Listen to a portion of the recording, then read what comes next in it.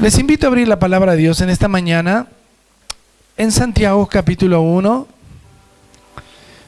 En estos días estamos discipulando y me gusta mucho cuando leemos Santiago. Santiago es uno de los preferidos míos. En realidad tengo todos los apóstoles como preferidos. Cuando abro uno de ellos, Santiago es uno de los que me encuentro con él. Y cada versículo que leo de Santiago, uno de ellos, por ejemplo, es un tomo. Es como agarrar un libro entero. Un versículo es un libro. Hay que tener mucha paciencia con Santiago, porque Santiago no es como leer un libro de historia, no es como leer una carta de Pablo en sí, sino porque Santiago, cuando habla, con dos palabras dice muchas cosas y hay que tenerle mucho en cuenta, ¿no? Entonces yo quiero leer el capítulo 1, pero voy a leer breve porque todo el capítulo 1 es muy rico, muy interesante. Aparte sacude mucho y la verdad es que hoy voy a leerles algo que va a hablar de 3 o 4 facciones de nuestras vidas y voy a comenzar hablando de la prueba y después de la tentación, ¿no? Pero esto va a hablar un poquito de nosotros mismos y después de cómo nos miramos nosotros mismos, ¿sí? Así que versículo 19, capítulo 1 dice, primero el título de esta mañana se dice hacedores de la palabra, no solamente oidores sino hacedores. A veces nosotros somos, vieron que yo decía que a veces cuando leemos la palabra es como que la leemos y la dejamos pasar.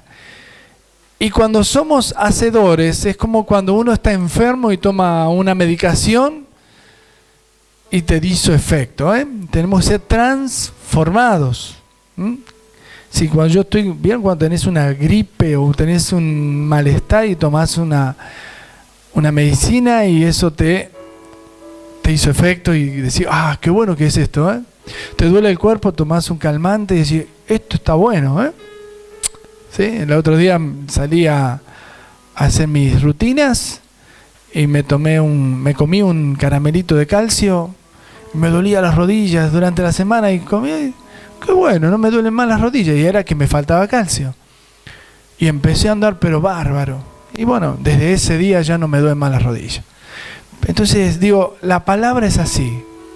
Ahora entiendo que mi cuerpo necesita un poquito más de calcio, entonces tengo que comer más queso, tomar leche. ¿No es cierto? Ya a cierta edad alguno, ya no tiene tiene que alimentarse y comer ciertas cositas que necesita más el cuerpo. ¿Así? Entonces la palabra de Dios también es un alimento que necesita el cuerpo, que necesita el alma y también el espíritu. Pero no solamente lo comemos en ignorancia, sino que lo tenemos que digerir e incorporar. Así que cuando uno se discipula, no es lo mismo que leer el diario y leer lo que a uno le interesa, sino que uno lo tiene que entender y lo tiene que comprender, lo tiene que incorporar y tiene que ver el efecto, porque si yo leo y no lo pongo en práctica, entonces no me transformo. Yo recuerdo que en mi primer tiempo como pastor, lo primero que me ayudó para aprender las escrituras era enseñar. Es decir, yo leía, pero el día que salí a enseñar, ahí aprendí. Hasta que no enseñé, no sabía nada. El día que salí, mirá, esto lo leí tantas veces, pero el día que lo tuve que enseñar, recién ahí lo aprendí. Bueno, así nos pasa a todo. Cuando le tenés que enseñar a alguien es como que ahí lo entendés. ¿No es cierto? Mirá si me tenés que enseñar a cocinar, ahí aprendés. ¿Sí? Yo siempre miro en los programas de televisión cómo cocinan. No sé cuántas veces he visto cómo hacen una masa, ¿no? La habré visto, pero hasta de chiquito, como lo cocinaba mi mamá. Pero nunca aprendí a hacer una masa. Vos me preguntás cómo se hacen.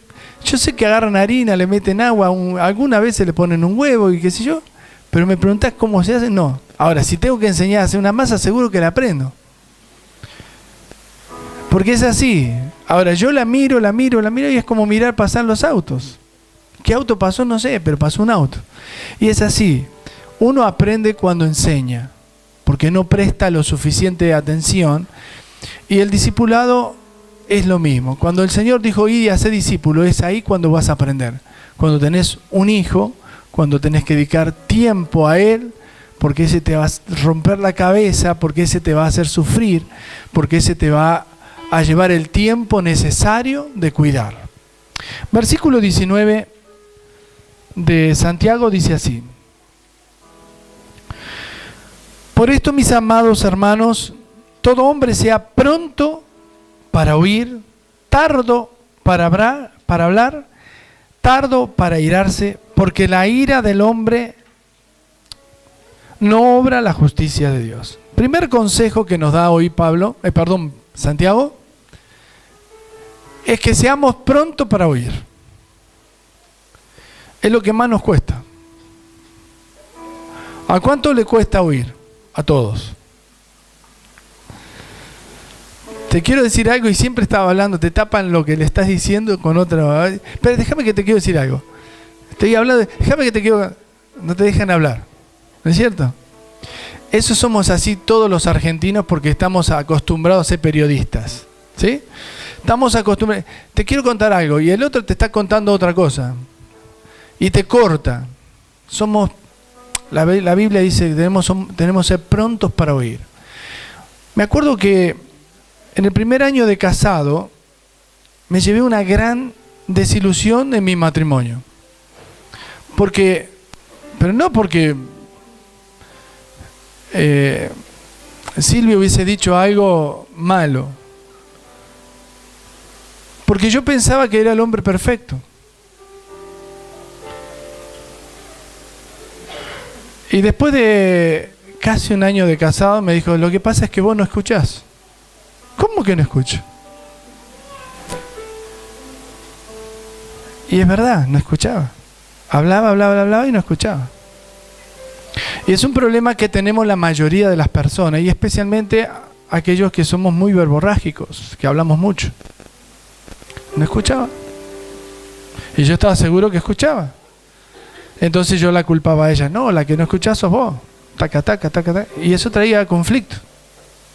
Y después con los años aprendí que la mayoría de las personas tenemos ese problema.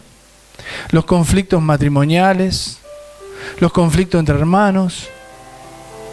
Y acá la palabra de Dios lo primero que nos enseña es que todos tenemos que ser prontos para oír.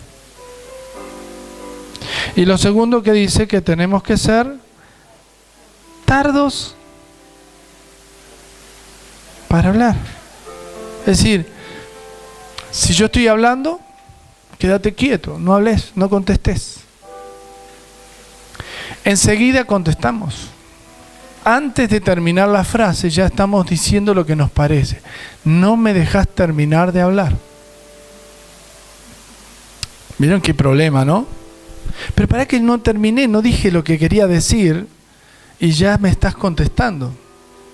Y dice más, tardo para airarse. A veces nos enojamos antes de terminar de hablar y ni siquiera escuchamos. Este es un problema que tiene la iglesia. Es un problema que tenemos los hermanos en Cristo en la iglesia. A veces oímos mal entre los hermanos porque no oímos. Me pareció que dijo algo y ya nos enojamos. Porque no hemos sido prontos para oír.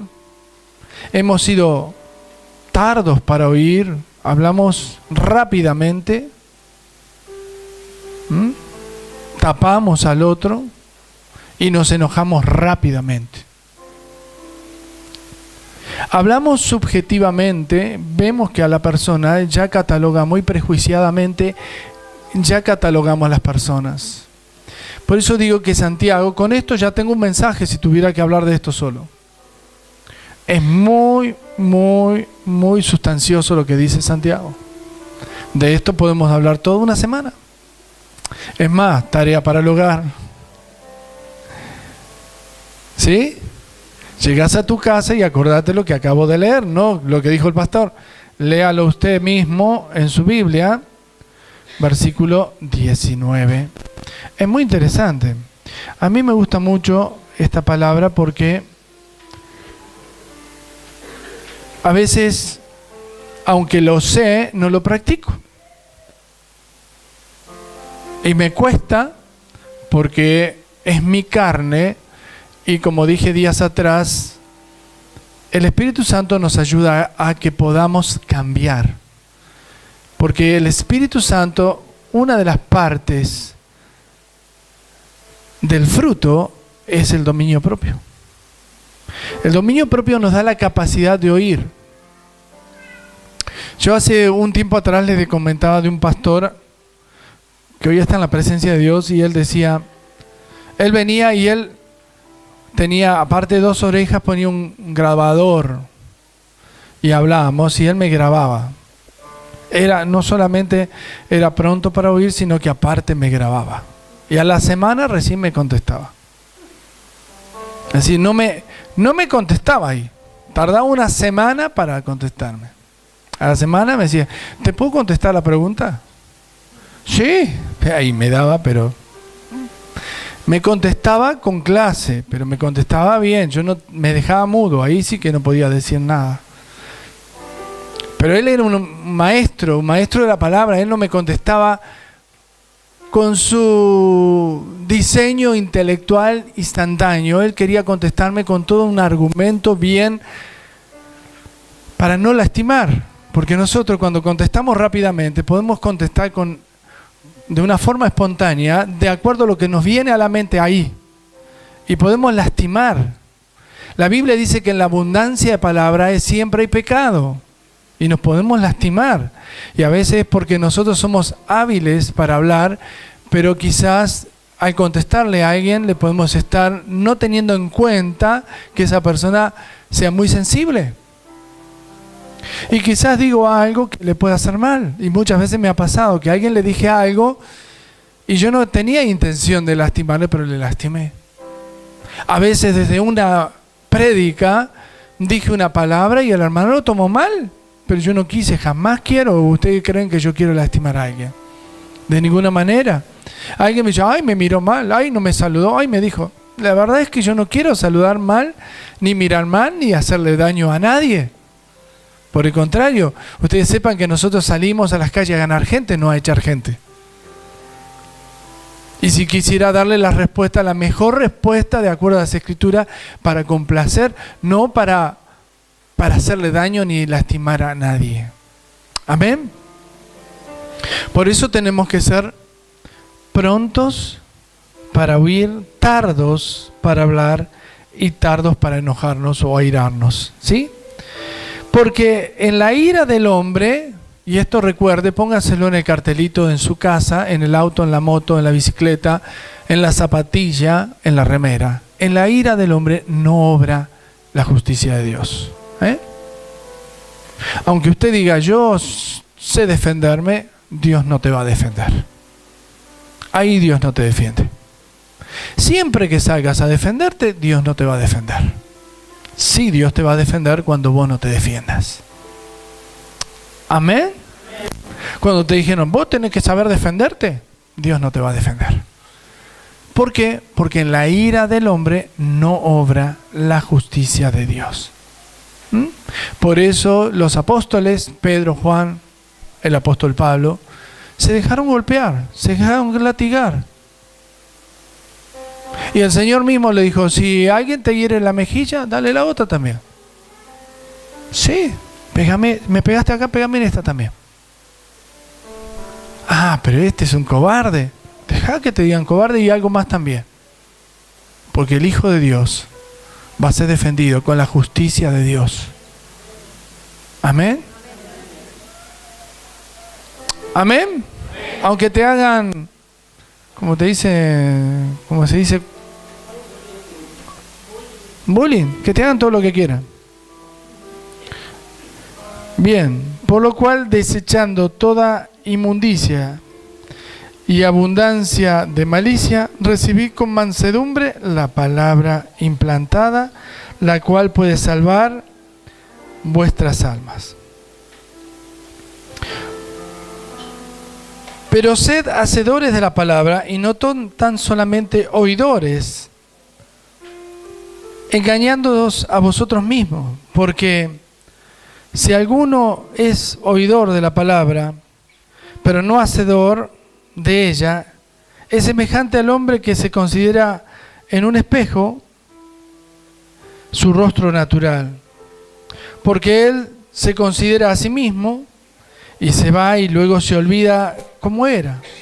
Mas el que mira atentamente en la perfecta ley, la de la libertad, y persevera en ella, no siendo oidor olvidadizo, sino hacedor de la obra, éste será bienaventurado en lo que hace. Amén. A veces tenemos este problema. Sabemos la palabra, entendemos la palabra, pero nos olvidamos la palabra. ¿Vieron? Pero la Biblia dice, ¿y por qué no cumplís? Cállate, le dice el esposo a la esposa. Pero lee bien, pero la Biblia dice. Y ese es como aquel que después predica como un gran santo en la casa y se olvida. Es como ese que se considera al espejo, se mira en el espejo. Después se va del espejo y no se acuerda cómo era. Más de una vez te habrá pasado. Como esos que andan mirándose constantemente en el espejo a ver si se olvidó cómo era. ¿No es cierto? O esos que se miran en el celular, se sacan fotos a sí mismos para... ese soy yo. Se hacen muchas selfies todos los días. A ver cómo me veo. Todos los días se hacen selfies. Porque tienen miedo de olvidarse cómo son. La Biblia dice que no hay que ser olvidadizo. Hay que ser hacedor de la palabra. Es lo que les dije esta mañana. El que es transformado es un hacedor de la palabra. Cuando vos sos transformado, aquí el apóstol Santiago habla de que tenemos que ser hacedores de la palabra. Mira, fíjese lo que dice el versículo 26. Dice, si alguno cree ser religioso entre vosotros y no refrena su lengua, sino que engaña su corazón, la religión de tal es vana, la religión pura y sin mácula delante de Dios el Padre es esta: visita a los huérfanos y a las viudas en sus tribulaciones y guardarse sin mancha en el mundo. Eso es la religión. Amén. Hasta ahí yo les cuento más o menos lo que sería parte del carácter del ser humano. Ahora les voy a hablar de la prueba y les voy a hablar de la tentación, que es la otra parte que quería contarles. Vamos a volver para atrás, versículo 12. Y acá quiero hablarles de lo que nos puede pasar a cualquiera de nosotros. Estoy hablando del discipulado y esto es una parte seria, Bienaventurado el varón que soporta la tentación, porque cuando haya resistido la prueba, recibirá la corona de vida que Dios ha prometido a los que le aman. Cuando alguno es tentado, no diga que es tentado de parte de Dios, porque Dios no puede ser tentado por el mal, ni Él tienta a nadie, sino que cada uno es tentado cuando de su propia concupiscencia es atraído y seducido. Entonces la concupiscencia, después que ha concebido, da a luz el pecado, y el pecado, siendo consumado, da a luz la muerte. ¡Wow! Tremendo esto. Señor habla de dos cosas. Primero, habla de la prueba como una especie de tentación, o la tentación como una especie de prueba. Recuerden ustedes a Job que Satanás se lo pide a Jehová para ser tentado, para ser probado. En realidad para ser probado, y detrás de esa prueba habían tentaciones. Esas tentaciones eran pruebas fuertes, como perder todos sus bienes, como perder a su familia, como lastimar parte de su cuerpo, pero no tomar su vida, como dejarlo en la miseria, como perder todo, hasta que él pudiera llegar hasta blasfemar. Sin embargo, eso era la parte de la tentación, primero la prueba y después la tentación, ¿sí? Aún así, Job tuvo una parte que era la prueba y tuvo la otra parte que era la tentación, y él la soportó. Ustedes saben que Job fue un hombre que no era como nosotros, era un hombre que era justo, perfecto, dice la Biblia, temeroso de Dios. Si bien él no tenía el Espíritu Santo como nosotros, porque dice, yo estoy pasando la de Job. La verdad es que nosotros tenemos una ventaja que no sabemos usar. Es como que vos fueras una Ferrari y Job es un Fiat 600, pero él está bien cuidado y vos tenés una Ferrari baqueteada. ¿Cuál es la diferencia? Que vos teniendo al Espíritu Santo no honrás al Espíritu Santo. En cambio Job, no teniendo al Espíritu Santo adentro como lo tenemos nosotros, que nosotros tenemos la presencia de Dios, no honramos a Dios.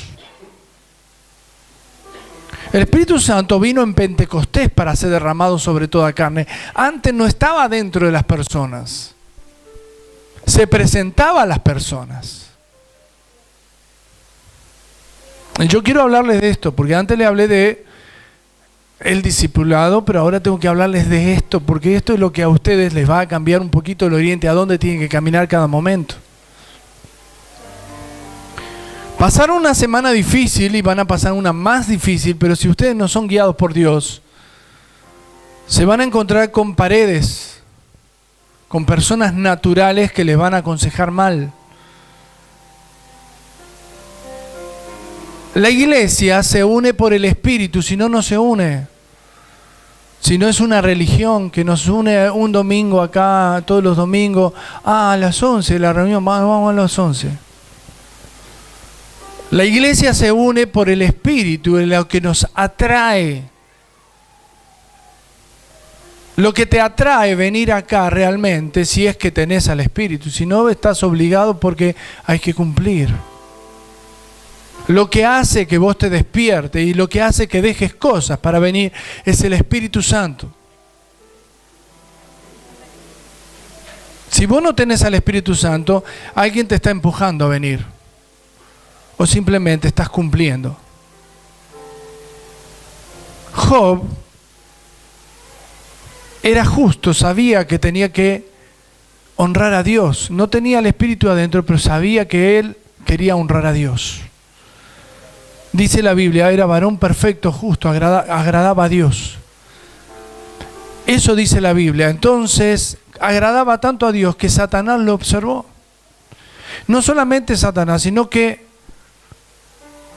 Jehová miraba a Job, lo tenía muy en cuenta. Y viene Satanás y dice, se presenta frente a Jehová y Jehová le dice, ¿de dónde vienes? De rodear la tierra, de dar vuelta por ella. ¿No has considerado a mi siervo Job? Ah, pero si tú lo estás cubriendo. ¡Qué vivo! Si tú lo estás guardando. Tócalo. Ah, si yo lo toco, vas a ver que él blasfema. Toca sus bienes, dale. Vale, destruye todo. Y no blasfema. Hace que muera toda su familia, hace que muera todos sus ganados, hace que pierda todos sus bienes y no blasfema. Entonces Satanás déjame tocarlo y vas a ver que ahora va a blasfemar. Tócalo todo, pero no toques su vida. Y él no va a blasfemar.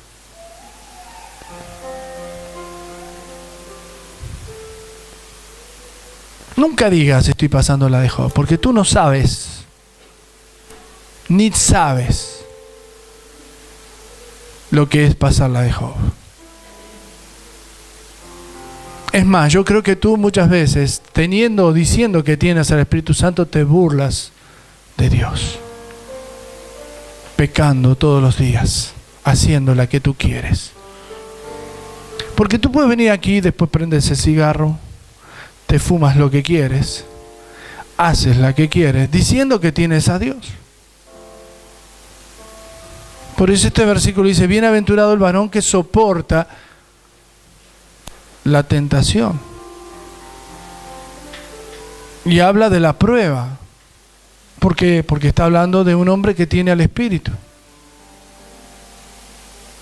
Porque cuando Dios te dijo, vení a una reunión, vos decías, no, mejor me quedo viendo el partido de Boca, o de River, o de quien sea. O me voy al cine.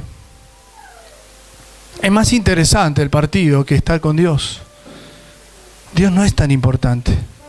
Yo lo encuentro en mi casa a Dios. Mentira, Dios no está en tu casa. Dios te obliga a que vos tenés que comunicarte, reunirte, estar unido en el cuerpo. El diablo te va a decir que vos podés estar con Dios en tu casa. ¿Usted por qué cree que Dios formó la iglesia? ¿Para qué la hizo? ¿Para los domingos? No. Todos los días se reunían en las casas, dice la palabra de Dios después de Pentecostés. Todos los días, no era para los domingos solamente.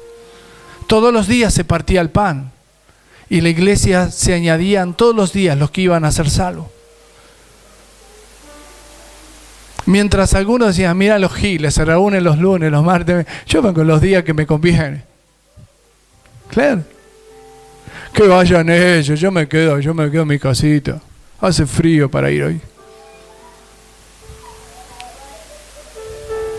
Pero cuando pase la tempestad, la casa de aquel que la edificó en la arena se le cayó. Edifica tu casa sobre la roca que es Cristo. Un día me dirás, ¿por qué mi casa se cae? Y yo te voy a decir, porque tu casa está edificada sobre la arena. Un día dirás, ¿por qué se me terminó el dinero y no me alcanza aún con la riqueza que tengo? ¿Sabes por qué? Porque, lo dije hoy en oración, si Dios no edifica tu casa, en vano trabajaste. ¿Sabes cuántos ricos he visto mendigando en la calle? Siendo más pobre que más miserable.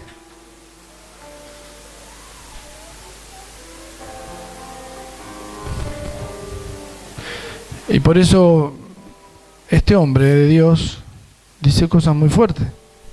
Bienaventurado el varón que soporta la tentación, porque cuando haya resistido la prueba, recibirá la corona de vida que Dios ha preparado para aquellos que le aman. Esto es una tentación. No es solamente la tentación cuando un hombre ve a una mujer en la calle, o una mujer ve a un hombre en la calle, o ve la droga en la calle. La tentación es cuando lo que el diablo te provee para que vos no te comprometas con Dios. Claro que es más lindo ir a jugar un partido de fútbol o mirar una película en el cine que estar en una reunión o servir a Dios.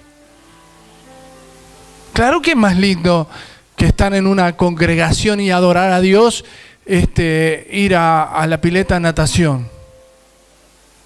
Una diversión es más lindo que estar aquí cantando ahora.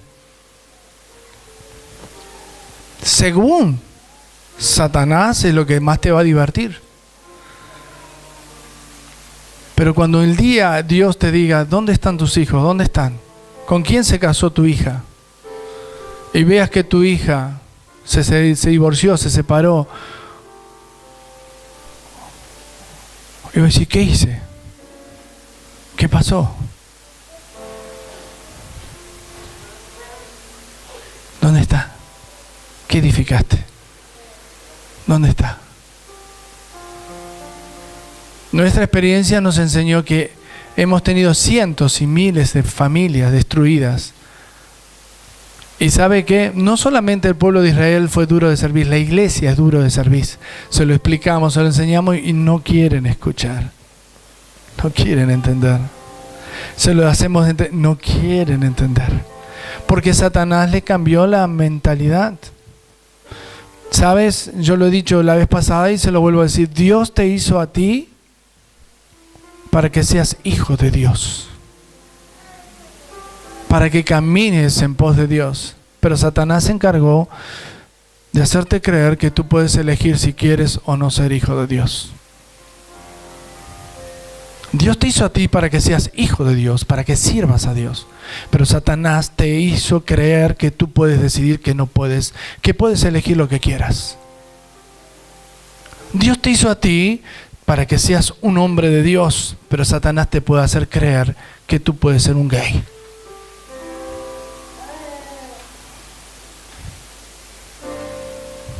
Satanás puede hacerte creer lo que quiere. ¿Sabes por qué? Porque en la libertad de albedrío, Satanás puede cambiarle la mente a los hombres y a las mujeres. Pero no era el plan de Dios. Para eso vino el Hijo de Dios, para deshacer la obra de Satanás. Él puede hacerte creer lo que no es. Para eso vino el Hijo de Dios. Para poner su imagen, para hacerte el Hijo de Dios, volver la imagen de Dios en ti, en ti, en ti. Y para eso vino el Hijo de Dios. Fíjese lo que dice acá. Cuando alguno es tentado, no diga que es tentado de parte de Dios, porque Dios no puede ser tentado. No es que Dios no es tentado, no puede ser tentado. ¿Sabe por qué? Porque Dios no tiene pecado, no tiene esa señal de poder ser tentado. Nosotros sí podemos tenemos simiente de pecado y podemos ser tentados, pero Dios no. Dios no puede ser tentado. Dios no puede ser tentado. Y como Él no puede ser tentado, Él no puede tentar. Entonces, ay, Dios me tentó. Mentira, eso es una cosa que lo puede decir el diablo, no Dios. No puede ser tentado por el mal. Ni Él tienta a nadie, dice.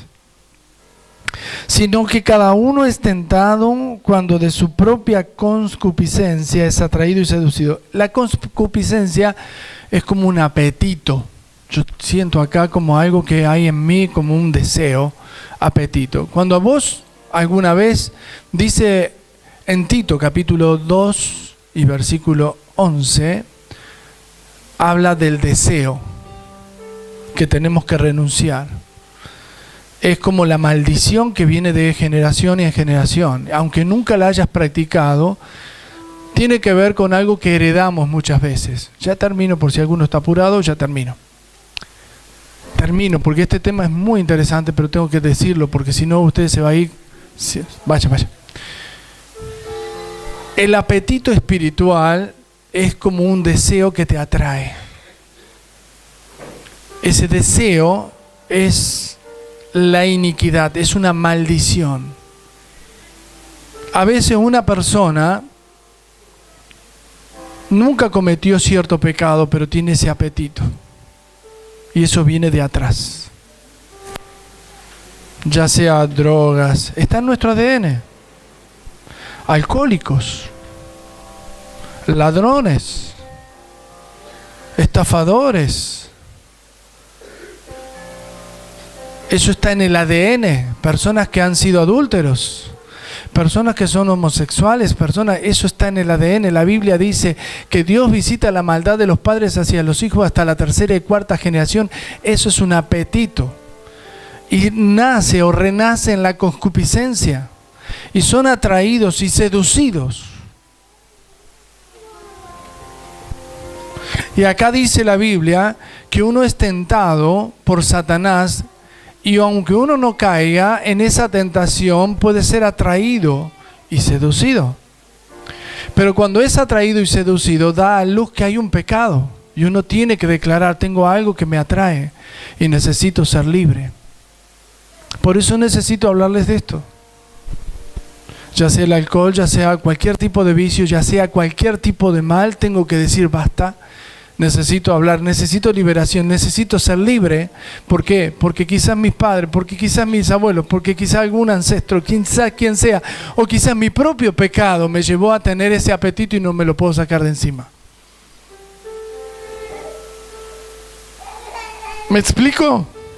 Yo quiero terminar acá, pero quiero que usted sepa esto, porque usted va a llegar a su casa y va a pensar bastante con esto. El Espíritu Santo es el único que te va a dar la capacidad de entender lo que acabo de decir. Termino de leer el versículo. Sino que cada uno es tentado cuando de su propia concupiscencia o apetito es atraído y seducido. Entonces la concupiscencia, después de que es concebido, da a luz el pecado, y el pecado, siendo consumado, da a luz la muerte. ¡Wow! Tremendo. Voy a terminar acá porque este tema es muy poderoso. Yo quisiera que en este día dediques tiempo para autoexaminarte. Dediques tiempo para saber qué cosas son las debilidades de tu alma. Y yo voy a dar estos 2 o 3 o 5 minutos para que puedas orar por vos mismo y vamos a orar. Seguro que Dios va a sanar tu corazón. Seguro que te vas a ir necesitando que Dios pueda hacer algo en tu vida.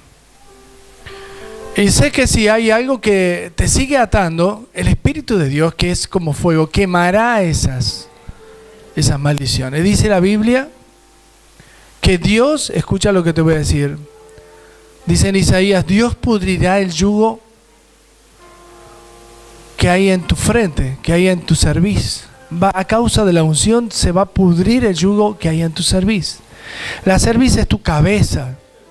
Ese yugo está puesto acá, que te ata tus pensamientos. La unción es el poder de Dios, es el poder del Espíritu Santo. No es que se te va a ir simplemente porque diga, ay, yo renuncio y ya está. No. Solamente el Espíritu Santo es el que puede destruir ese yugo. No es un ejercicio psicológico el que te va a hacer libre. No es un pastor que te diga, hay que hacer ciertas prácticas y ya te quedas libre. No es eso. Vas a ser libre solamente por el Espíritu Santo de Dios, por el arrepentimiento, por la confesión y la libertad que te da el Espíritu de Dios. ¿Me entiendes lo que digo? Las personas que hoy van a buscar esto, yo les voy a pedir que hoy no dejen pasar. Porque sé que Dios hoy te ha hablado a tu corazón. Y sé que esto muchas veces te ata, te mantiene en una atadura, te mantiene en una debilidad. Y aunque vos decís, yo quiero ser libre, te mantiene en un estado de vulnerabilidad. Siempre estás cayendo y recayendo y decís, yo quiero terminar con esto. Por eso el fuego de Dios es lo único que puede consumir esas ataduras, destruirlas. Necesitamos el Espíritu Santo de Dios. Yo te invito a que te pongas de pie. Cierra tus ojos donde estás ahí. Te voy a invitar que cierres tus ojos y digas, Señor, yo quiero que tu fuego destruya esas ligaduras en mi alma. Destrúyelo, Señor. Hazme libre. Yo quiero que levante tus manos y puedas ser consciente de lo que Dios puede hacer en tu vida. Hay debilidades, hay maldiciones en tu vida. Quizás esas maldiciones son poderosas. A veces te llevan a hacer cosas que son muy locas, que te mantienen esclavos, que te mantienen mal, que te mantienen torturados. A veces te llevan a un estado de no poder entender, aún negar a Dios por tu estado. Yo quisiera que en esta mañana Si es así, deja tu asiento, vení aquí adelante, vamos a pedir a los sugieres que corran los asientos, si es así. Pero deja tu asiento, yo te voy a invitar